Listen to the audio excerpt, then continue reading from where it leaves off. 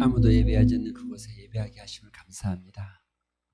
아무도 나아가지 않을 때 주님을 찬양하게 하시고, 아무도 헌신하지 않을 때 주님께 헌신하는 자 되기를 소망합니다. 아무도 증거하지 않을 때, 주님의 그 사랑을 전하지 않을 때 전하는 자 되게 하시고 증거하는 자 되게 하여 주시옵소서. 사랑스러운 성령님, 우리와 함께 하여 주시고 주님이 가시는 그 길로 올곧이 따라가는 주의 자녀들 되게 하여 주시옵소서. 감사드리며 예수님의 이름으로 기도합니다. 아멘. 하나님의 말씀 보겠습니다. 교독합니다. 그 후에 압살롬이 자기를 위하여 병거와 말들을 준비하고 호위병 50명을 그 앞에 세우니라.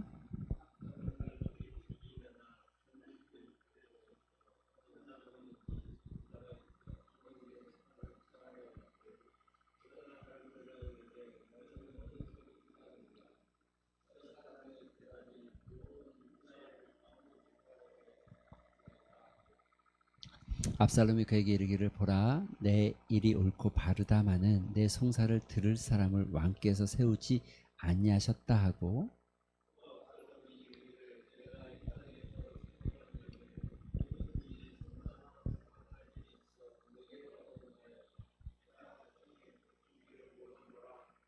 사람이 가까이 와서 그에게 절하려 하면 압살롬이 손을 펴서 그 사람을 붙들고 그에게 입을 맞추니,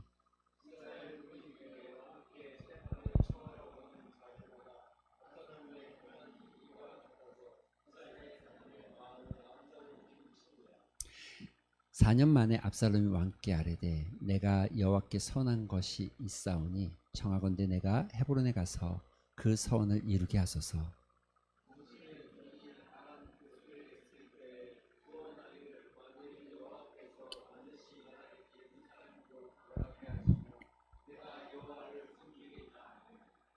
왕이 그에게 이르되 평안히 가라 하니 그가 일어나 헤브론으로 가니라.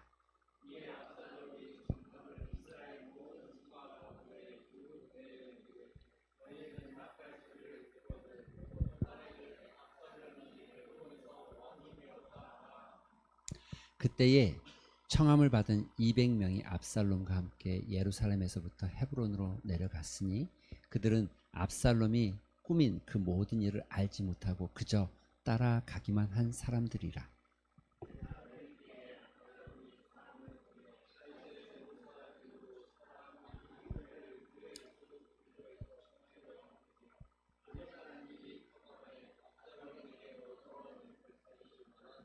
아멘.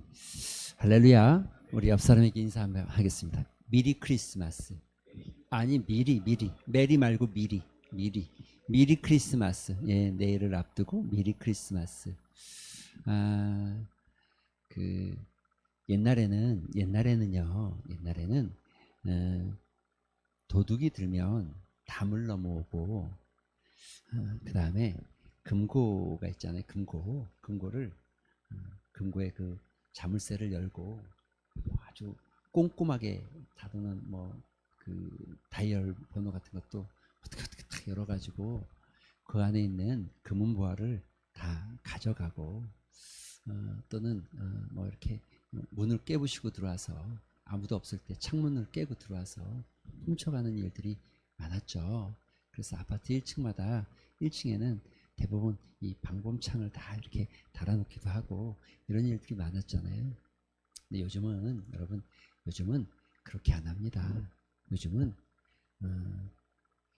도둑질하는 방법도 최신식이 돼서 여러분과 제가 너무 잘 아는 그런 방식으로 해요. 무슨 방식이냐면 현대화된 도둑질이 보이스피싱입니다. 보이스피싱. 여러분 전화 오거나 문자 왔을 때 혹시 아들이 딸이 다쳤습니다, 급합니다라고 온 거 절대 손대면 안 됩니다. 절대 손대면 안 됩니다. 또는 검찰청이네 경찰청이네 이러고 이야기하는 거 절대 손대면 안 됩니다. 간혹 사업한 사람이나 또 집을 구하거나 이럴 때 저리로 싸게 대출해 준다는 거, 이거 다 사기입니다. 이 사기 조심해야 됩니다. 사기라는 뜻이 원래 사람을 이용한다는데, 사람의 신뢰를 이용한다 이런 뜻이에요. 그래서 그 사람들은 절묘하게 도둑질을 해가는데 말로 사람의 마음을 훔치죠. 사람의 마음을 훔치죠. 그리고 그것으로 하여금 자기의 이익을 얻는 겁니다. 여러분, 사람의 마음을 훔쳐서 자기의 이익을 얻는 자가 있어요. 요한복음 10장 10절에 보면 이런 말씀이 있죠. 도둑은 도둑질하고 빼앗고 멸망시키기 위해서 온다고 했잖아요. 그렇죠? 이게 누구예요? 이 도둑이 누구예요? 예, 사단을 가리키는 거죠. 사단은 늘 빼앗고 속이고 그래서 마음을 빼앗고 여러분 마음을 빼앗는 겁니다. 사단이 우리가 가장 대표적인 예로 간혹 욥기 이야기를 통해서 사단이 우리의 물질도 뺏고 건강도 뺏고 자녀도 뺏어간다라고 생각하지만 그러나 대부분의 그건 좀 특별한 케이스였잖아요. 하나님께서 사단과 천상에서 연계해서 어떤 내기 아닌 내기 같은 거를 이렇게 하다 보니 그런 일이 일어났지만 일반적으로 에덴 동산에서부터 쭉 일어나고 있는 사단의 역사는 마음을 훔치는 일을 합니다. 마음을 훔치는 일. 그래서 여러분의 마음이 하나님께 닿지 않게 하고 예수 그리스도의 사랑을 깨닫지 못하게 하고 예수 그리스도로부터 점점 멀어지게 만드는 일을 하는 게 사단이 하는 일이에요. 오늘 여러분 그 모습이 어떻게 나타나는지 또 어떤 모습인지 우리가 살펴본과 동시에 우리가 기억해야 될 것은 이거죠. 사단은 훔치러 오지만 예수님은 주러 오십니다. 사단은 이빠른 말로 듣기 좋은 말로 접근하지만 예수님은 십자가의 보혈로 접근하십니다. 그래서 우리가 또 이 말씀에 들어가기 전에 한 가지 또 우리가 이 말씀 앞에 딱 선 순간 빛난다고 보석이 아니고 금이 아닙니다. 베스트셀러 책이라고 해서 다 좋은 책이 아닙니다. 감동스럽다고 해서 찬양이 아닙니다. 저도 누구죠? 김광석이 60대 부부의 노래 뭐 이거 있잖아요. 그쵸? 아들 장가 갈 때 뭐 이거 있잖아요. 그 좋아하거든요. 그 감동돼요. 그런데 감동된다고 해서 다 찬양은 아니잖아요. 그쵸? 아니잖아요. 우리가 그래서 분별할 수 있어야 됩니다. 비록 좀 감동이 덜 돼도 하나님을 찬양하고 믿음의 고백이 있는 곡이 있고 좀 읽기가 불편해도 하나님의 말씀이 있고 진리가 담겨져 있는 게 있고 끝나지 않은 것 같아도 그게 바로 옳은 길이고 세상에선 소금 같은 역할을 하는 사람들이 있죠. 그런데 그렇지 않은 사람들은 어떤 모습인가? 여러분 오늘 마음을 훔친 자의 이야기 그 사람이 어떻게 하고 있는지를 한번 살펴보면 좋겠습니다. 마음을 훔친다 아닌다 가장 근본적인 차이가 뭐냐면 이겁니다. 여러분 1절에서 이 모든 이야기에 베이스가 깔려 있어요. 여기 이렇게 돼 있죠. 그 후에 그 후는 어떤 후입니까? 16절 14장에 보면 마지막 절에 요압의 중재로 압살롬이 다윗과 만나게 되어지죠. 다윗이 왔으나 계속 안 보고 있다가 만나게 되어지죠. 만난 다음에 다윗과 요압이 입맞춤을 하는 장면이 나와요. 그게 마지막 절에 나와요. 입맞춤을. 그러니까 입맞춤을 한 이후의 사건이에요. 여러분 입맞춤이라는 건 서로에 대한 애정과 신뢰와 사랑이 담겨있는 참 고귀한 행동이죠.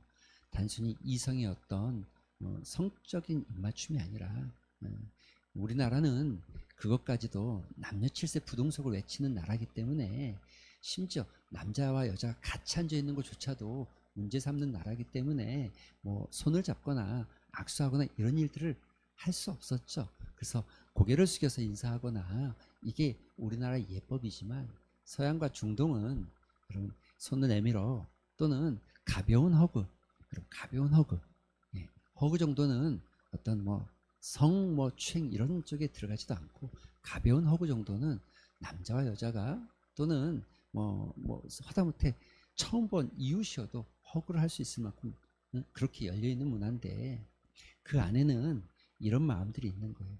서로를 향해서 내 마음을 열고 신뢰와 또 서로에게 사랑을 전하고자 마음을 전하고자 하는 이런 마음들이 있는 거예요. 실제로 허그의 어떤 이 허그를 하는 사람들의 어떤 이 허그 예찬론자들은 이 살짝 가슴과 가슴이 살짝 닿을 때 그 뛰는 느낌이 전달되어질 때 그 신뢰감은 굉장히 크다라고까지 얘기합니다.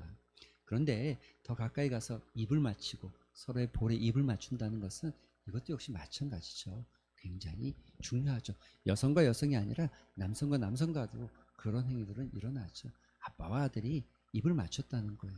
그런데 이 입맞춤이 아버지의 마음은 그를 용서하고 싶은 마음. 그러나 압살롬은 이 입맞춤 속에 거짓이 담겨져 있는 거죠.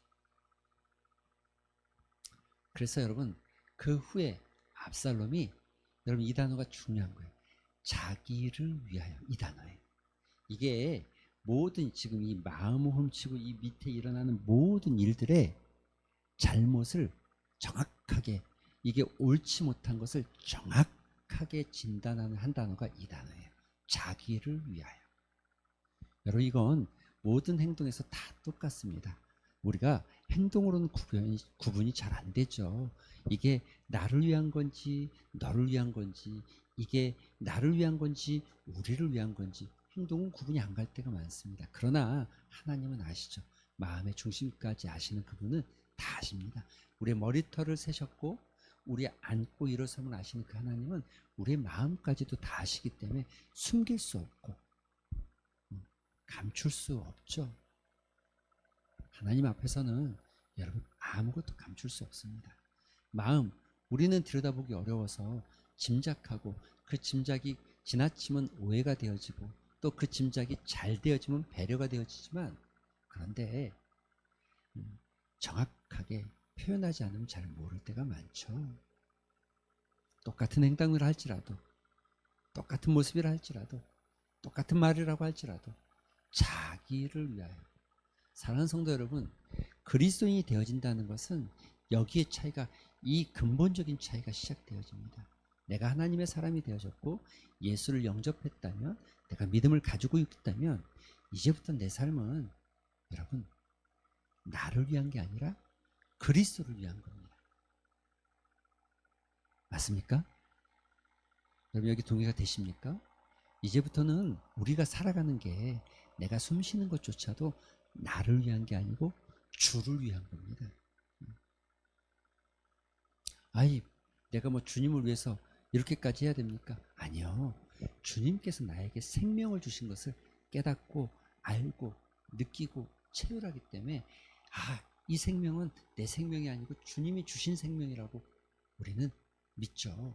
그리고 그렇기 때문에 나를 위한 인생이 아니라 주를 위한 인생을 살기 위해서 노력하고 그래서 우리가 배우는 게 뭡니까? 움켜쥐는 걸 배우는 게 아니라 자꾸 뭘 배웁니까? 신앙생활 하면 자꾸 내려놓는 거 자꾸 내려놓는 연습이 되어져야 되죠. 내려놓는 거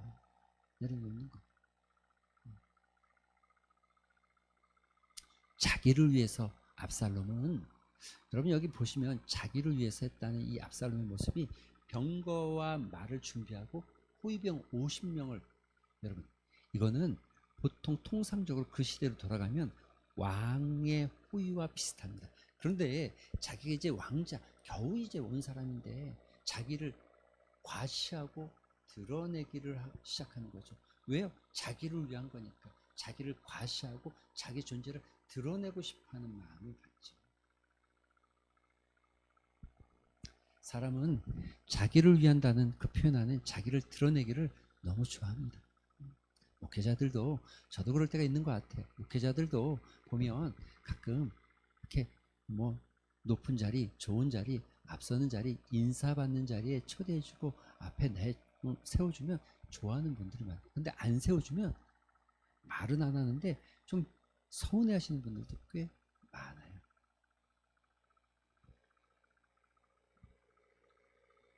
여러분, 이 모습이 어떻게 나타나냐고요? 2절. 압살롬이 일찍 일어나 성문 곁에 서서 어떤 사람이든지 송사가 있어 왕에게 재판을 청하러 올 때 그 사람을 불러 이르되 너는 어느 성읍 사람이냐? 그 사람이 이스라엘 종입니다. 지파에 속했습니다 하면 그 사람의 송사를 봐줬다는 거예요. 정말 좋은 일 아닙니까? 그렇죠?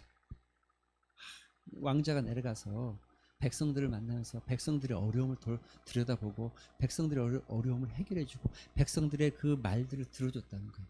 여러분, 너무 잘하는 행동이죠. 맞습니까? 아니, 그냥 1절 빼고 2절만 보면 맞죠. 그죠? 그런데 1절이 있으니까 2절이 문제가 되죠. 이해되십니까? 이게 이해되십니까? 이게 느껴지십니까? 여러분, 지금 1절을 빼면 2절의 압살롬은 너무 좋은 훌륭한 왕자예요. 그런데 1절이 있기 때문에 2절의 압살롬은 매우 간악하고 간교한 자가 되어지죠. 여러분, 3절에 이런 압살롬이 이렇게 말합니다. 예, 압살롬이 그에게 이르되 보라 내 일이 옳다 바르다마는 지금 이야기를 들어줬어요. 상대 이야기를 들어주고 그의 하소연과 그 하소연이 어떤 건지 모르겠어요. 그런데 하소연하고 그 사람이 힘들어할 때 아유 네 말이 맞다. 네 말이 옳다. 여러분 짐작하건대 압살롬의 저 표현들은 아마도 마음을 훔치기 위한 하나의 액션이었을 겁니다. 진짜 그 백성의 말이 다 옳아서 옳다라고 한 것 같아 보이진 않습니다. 그리고 그 다음에 이렇게 얘기하죠. 내 송사를 들을 사람을 왕에게 세우지 아니하셨다. 왕께서 세우지 아니하셨다. 미국의 대통령 중에 루즈벨트 대통령이 있습니다. 루즈벨트 대통령은 2명이 있는데 소위 32대 프랭클린 루즈벨트가 있고 이분은 이 세계 2차 대전에 굉장히 혁혁한 공을 세웠던 사람이죠. 그리고 그 앞에 26대 대통령 중에 시어도스 루즈벨트라는 분이 있습니다. 이분이 한 얘기 중에 이분이 이 26대 시어도스 루즈벨트가 유명한 게 뭐냐면 연설 도중에 총을 맞아요. 그런데 총을 맞은 그 상태에서도 연설을 끝까지 했던 분이에요. 이분의 이 연설 중에 이런 표현이 있어요. 비교는 너의 기쁨과 평안을 훔쳐간다. 비교는 너의 삶에 다른 말로 하면 행복을 뺏어간다는 거예요. 비교는. 여러분 보세요. 압살롬이 지금 잘하는 것 같이 하지만 그런데 이 일을 왕께 아뢰줄 사람이 없다. 왕께 아뢰는 사람들도 있고 너의 송사는 들어줄 사람이 없는데 왕께 아뢰지 못한다라고 비교하고 나누어서 말하기 시작하는 거예요. 여러분 진정한 공감과 진정한 긍휼은 여러분 누구에게 비교하듯이 누구의 말을 무조건 들어주듯이 하는 것이 아니라 정말 그 사람의 아픔에 대해서는 채울하고 그러나 그 사람에게 가장 좋은 것이 무엇인지를 알려주는 거죠.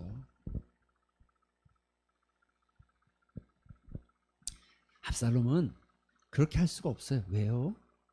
일은 자기를 위하여서 하기 때문에 그렇습니다. 자기를 위하여서. 하나님과 또 하나님의 나라 이스라엘 왕인 아버지를 위해서가 아니라 자기를 위해서. 여러분 보세요. 4절은 압살롬이 이르기를 내가 이 땅에서 재판관이 되고 누구든지 송사나 재판할 일이 있어 내게로 오는 자에게 내가 정의 베풀기를 원한다. 정의를 베푼다. 누구든지 송사는 내가 맡고 정의를 베푼다. 여러분 많은 사람들을 자기에게 끌어들이는 것. 그래서 정말 훌륭한 사람은 사람을 끌어들이는 사람이 아니라 사람이 따라다니는 사람이죠. 사람이 따라다니는 사람. 정말 괜찮은 사람은 사람을 끄는 사람이 아니라 사람이 따라가는 사람이죠. 예수님은 한 번도 제자들을 끌어가려고 애쓰지 않았습니다. 그러나 많은 사람들이 예수님을 따라다니죠. 심지어 5,000명이 7,000명이 따라다니죠. 저 끝에서 이쪽 바다로 건너오면 사람들이 또 따라서 이쪽으로 건너오죠. 5절은 이렇게 말합니다. 사람이 가까워서 그에게 절하려 하면 압살롬 손을 펴서 그 사람을 붙들고 그에게 입맞췄다. 여러분 정말 괜찮은 인물이죠. 자기를 낮추고, 그죠? 압살롬은 자기를 낮추고, 백성이 와서 절하려고 하면 교만하거나 거만하게 절을 받고 앞만 보고 쫙 걸어가는 이런 교만한 왕이, 아유 왜 그러세요, 왜 그러세요, 괜찮아요, 괜찮아요. 그리고 그의 손을 잡아 허리를 세우고 그에게 입맞춰줬다는 거예요. 너무 괜찮죠. 근데 이거 안 괜찮죠? 왜요? 1절이 있어서 그래. 1절이 있기 때문에 그래. 1절. 그래서 우리가 한 가지 놀라운 깨달음은 이겁니다. 오늘 본문 안에서 한 가지 놀라운 깨달음, 모든 죄의 근원이 1절에 있는 거예요. 1절에 자기를 위하기 시작할 때, 이게 자기 욕구, 자기 욕심, 자기 욕망입니다. 자기를 위하기 시작할 때, 예수님은 자기를 위한 삶이 아니었고 우리를 위한 삶을 살았다니까요.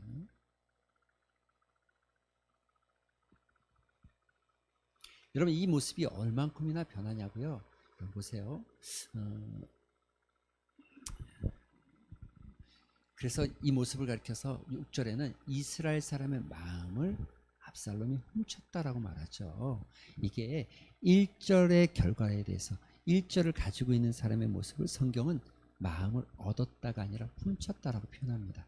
그런데 7절에 보면 또 기가 막힌 일이 일어납니다. 4년 만에 압살롬이 왕께 아뢰되 내가 여호와께 서원한 것, 여러분 서원한다는 게 어려운 표현 같다고 자꾸 헷갈리니까 이렇게 이해하시면 쉬워요. 서약했다, 약속했다 이렇게 보셔요. 내가 하나님께 약속한 게 있다는 거예요. 그 약속이 뭘까요? 보세요. 청하건대 내가 헤브론에 가서 그 소원을 이루게 하소서. 당신의 종이 아람 그슬에 있을 때에 약속하기를, 서약하기를, 만약 여호와께서 반드시 나를 예루살렘에 돌아가게 하시면 내가 여호와께 섬기리이다. 여호와께, 이게 여기에 섬긴다는 단어는 히브리 말로 예배 드린다, 제사 드린다, 제사 드린다, 제물을 드린다, 제사 드린다, 이런 표현입니다. 서비스가 여기서 나오는 거죠. 그래서 여호와께 제사하겠다라고 하였습니다. 지금 압살롬이 이렇게 말하는 거예요. 나 하나님께 약속한 게 있어요. 이 약속을 지키겠어요. 두 번째, 이 약속을 지키기 위해서 나는 예배자로 가겠어요. 여러분, 이것도 1절을 빼면 너무 괜찮죠. 우리 살면서 하나님 앞에 서약하고 또 서운한 것들, 못한 것도 있죠. 서운한 것들 혹시 있다면 잘 지켜가시길 바랍니다. 하나님 안에서 믿음으로 행하시면 또 은혜가 주어질 줄 믿습니다. 그런데 우리 못할 때 있죠. 그런데 지금 압살롬은 4년이나 일하는 시간이 지났음에도 불구하고 그 약속을 기억하고 예배하러 가겠다는 거예요. 그것도 이것이 아니라 저 헤브론이 어딥니까? 다윗이 왕위에 올랐던 자리가 헤브론입니다. 처음 이스라엘의 왕이 됐던 자리가 헤브론이에요. 헤브론. 그곳으로 가겠다는 거예요. 여호와 앞에 선한 것을 드리고 예배하고 오겠다는 거예요. 지금 이것도 아니고 이 성전이 아니라 그 땅 멀리 있는 헤브론까지 가서. 그런데 자기를 위하는 자, 마음을 훔치려는 자는 그럼 예배까지도 이런 거 우리가 진정성이 없는 예배를 드리고 있다는 거예요. 진정성? 이거 무슨 단어야? 헷갈리죠? 그래서 요한복음 4장 24절, 여러분과 제가 너무나 잘 아는 성경 말씀이죠. 예배하는 자는 어떻게 예배하라고요? 신령과 진정으로. 여러분 진정으로 예배한다는 게 이제 뭔지가 좀 느껴지시죠? 신령과 진정으로 예배하라는 거예요. 진정으로. 하나님은 예배하는 자를 찾는다니까요. 하나님은 예배하는 자를 오늘도 하나님은 내 앞에 나와서 예배하는 자를 찾는데, 그 예배하는 자는 어떤 예배자냐면 신령과 진정으로 예배하는 자를 하나님은 찾으신다는 거예요.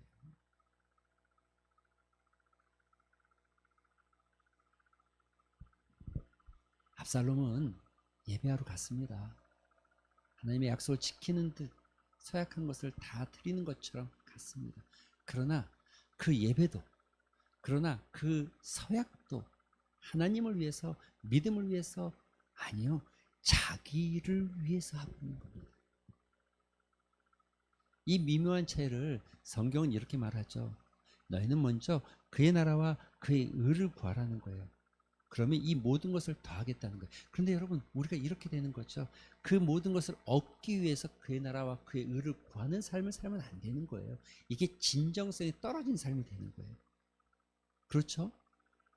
그 모든 것을 얻기 위해서 그의 나라와 그의 의를 구하면 안 되는 거예요. 그의 나라와 그의 의를 구하기 시작할 때 하나님은 모든 것들을 채워주시겠다고 약속하는 거예요. 들풀도 먹이시고 새도 입히시는 그 하나님께서 모든 것들을 그 약속대로, 그 모든 것들을 내가 너에게 말한 대로 채워주고 갚아주고. 미묘한 차이죠. 미묘한 차이. 똑같잖아요. 행동은 똑같잖아요. 그의 나라와 그의 의를 구하는 거, 행동은 똑같잖아요. 다만 그의 나라와 그의 의를 구하는이 이 모든 것을 얻기 위한, 나를 위한 것이 되어질 때 진정성이 떨어진, 신령과 진정이 없는 예배가 되는 거죠. 하나님을 위한, 하나님의 의를 구하고, 하나님의 뜻을 구하고, 하나님의 공유를 구하고, 내가 하나님 앞에 조금 더 거룩해져서 한 발이라도 더 나아갈 수 있기를, 친밀해지기를 소망하는 마음, 그게 그 나라와 그 의를 구하는 삶이 되어집니다. 그 나라와 그 의를 구할 때 하나님께서 채우신다는 걸 약속하고 있는 거죠. 여러분, 이 압살롬의 이 아주 얄팍한 실수, 그래서요, 왕이 그에게, 모르죠, 알 수가 있습니까? 예배하러 간다는데, 하나님께 약속한 것을 드리러 간다는데, 평안히 가라, 평안히 가라. 그런데 여러분, 그가 가면서 이렇게 압살롬이 정탐꾼을 보내서 그 둘을 살펴보고 압살롬 헤브론 왕이 되었다 하라 하니라. 여러분, 지금 압살롬이 예배하러 가겠다고 했는데 거꾸로 헤브론에서 자기가 왕이 되었다라고 사람들에게 선포하려는 거예요. 공포하려는 거예요. 그리고 심지어 여러분, 압살롬이 이 아히도벨이라는 이 모사, 다윗의 모사까지 소위 꼬드겨서 자기 사람으로 만들어서 반역을 일으키는 자녀가 되어지죠.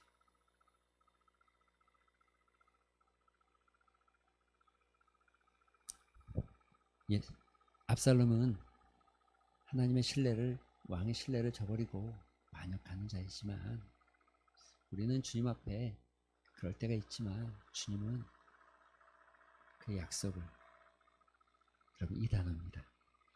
반역의 반대말, 신실하게. 어제도 오늘도 1년 전도 2년 전에도 신실하게 언제나 변함없이 우리를 사랑하시고, 우리는 움켜쥐려고 하지만 하나님은 우리를 향해서 생명까지 내어주시고. 여러분, 우리가 이 압살롬의 이야기를 보면서 두 가지를 깊이 묵상할 필요가 있습니다. 하나는 진짜 압살롬 같은 신앙의 삶을 살면 안 되겠다. 그러려면 우리에게도 지혜가 있고 깨달을 수 있는 분별력이 있기를 소망합니다. 하나님, 나를 위한 삶이 아니라 주를 위한 삶을 살게 하여 주시옵소서. 마치 이게 내 것을 다 뺏기는 것 같고 다 잃어버리는 것 같이 사단은 끊임없이 나에게 속삭이고 다른 사람을 보면서 나를 비교하려고 들겠지만, 그러나 하나님의 약속, 이 모든 것을 더하겠다라는 하나님의 약속을 신뢰하고 나를 위한 삶이 아니라 주를 위한 삶을 살게 하여 주시옵소서. 나아가 여러분, 우리가 분별할 수 있는 지혜를 달라고 기도할 필요가 있습니다. 우리가 어떤 일을 할 때, 무슨 일을 할 때, 또 누구를 볼 때, 누구를 판단할 때 분별할 수 있는 지혜. 하나님, 우리에게 분별의 영을 주시고 분별할 수 있는 은혜를 허락하여 주시옵소서. 단순히 옳고 그름이 아니라 진리와 아닌 것, 하나님의 뜻과 뜻이 아닌 것을 분별하는 지혜. 옳고 그름이 아니라 하나님의 뜻이 어디에 있는지를 찾는 지혜. 여러분, 오늘 우리가 이 두 가지 기도 제목 가지고 함께 기도하는 시간 가졌으면 좋겠습니다. 기도하실 때에 이 두 가지 기도 제목대로 나를 위해 살지 않게 하시고 주를 위해 살게 하여 주시옵소서. 두 번째, 주님, 분별할 수 있는 지혜를 주셔서 옳고 그름이 아니라 주의 뜻이 어디에 있는지, 하나님의 뜻이 무엇인지를 알게 하여 주시옵소서. 이 두 가지의 기도 제목 붙잡고 우리 잠시 말씀을 좀 생각하면서 또 은혜를 생각하면서 그렇게 기도하는 시간 가졌으면 좋겠습니다. 기도하겠습니다. 아버지 감사합니다. 아버지